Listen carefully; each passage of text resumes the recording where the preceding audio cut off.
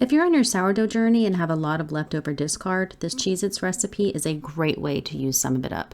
It's super delicious and pretty easy. As always, the recipe will be in the description box. For this recipe, you're going to need all-purpose flour, salt, salt flakes to top off the Cheez-Its with, your sourdough discard, ranch seasoning, butter, and a block of cheddar cheese. I chose extra sharp so it would be super flavorful. You're going to start out by grating your cheddar cheese. You'll grate the entire 8-ounce block.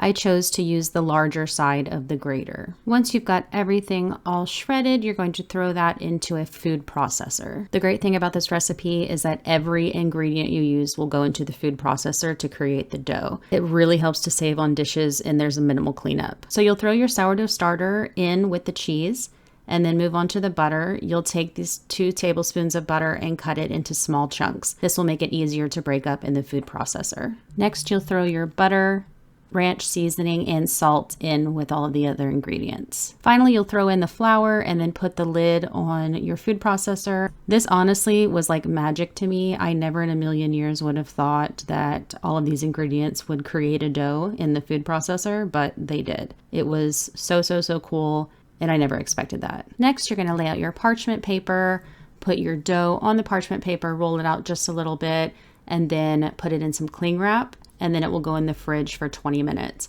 While you've got that in the fridge, you're going to set your oven to 350, and by the time the dough is done in the fridge, it should be preheated. Now, this recipe has to be made in 2 batches, so you'll cut the dough in half with your pizza cutter or whatever it is that you're using, and put 1/2 aside for later.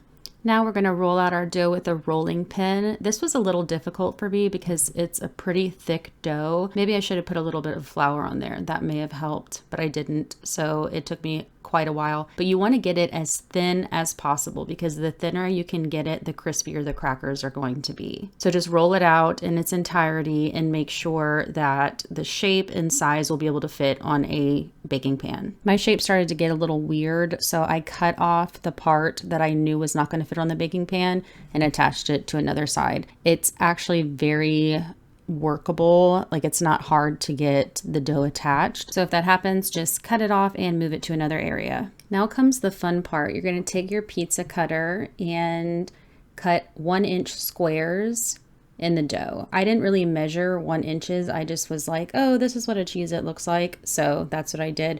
It's not going to be perfect, but they taste so good. So it does not matter that they're not even squares. So you're just going to cut straight lines across the dough, and then you'll turn the dough the other direction, or you'll work from the opposite direction and make the squares. Now it's time to take your parchment paper and put it on a baking pan. Now be careful with this. Pick up both sides of the parchment paper and just set it on the pan instead of rolling it over the lip like I did, because as you can see, it kind of messed up the dough, and then I had to fix it. Some were overlapping and it was just really annoying. So be careful of that.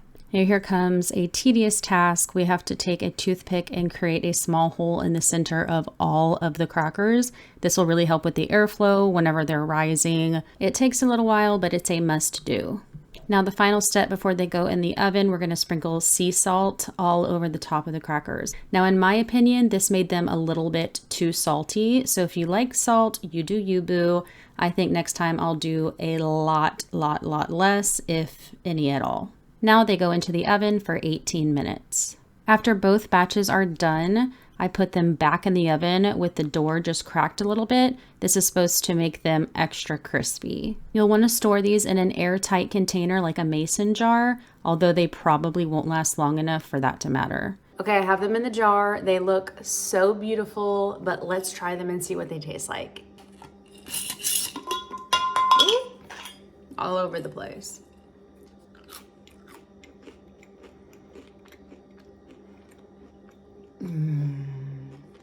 A little salty. I think the little flakes of salt on top we could have done without, or at least done much less. They're airy, they're crispy, they're cheesy.